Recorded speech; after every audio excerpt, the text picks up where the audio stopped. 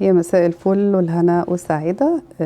النهاردة بس أذكركم الأول اللي ما عملش اشتراك يا ريت يدوس على اشتراك ونفعل الجرس عشان يوصلكم كل جديد معانا وتشرفوني.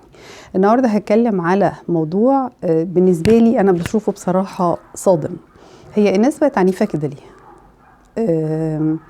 يعني أنا هاخد بس جزئية كده وهتكلم فيها. أحكامنا على بعض بقت عنيفة كده ليه؟ يعني لما اجي مثلا في جزئية، وانا الموضوع لا يخصني على فكرة بس هو استفزني، يعني لما نيجي نتكلم في مشكلة شيرين وحسام حبيب، اساسا من اصل الموضوع هو الموضوع مش بتاعنا. هي شخصية عامة، هي شخصية المفروض انها فنها لينا بس حياتها مش لينا. طلقت منه، سابته، عندها مشاكل. طبعا انا بعيب على الاعلام انه يعني خلى حياتها كلها كده in public، اوكي، لكن احنا بقى دخلنا ايه في القصة دي؟ رجعت له وهو وحش معاها، هو حلو معاها، هو احنا اللي عايشين؟ هو احنا اللي هندفع الفاتورة دي؟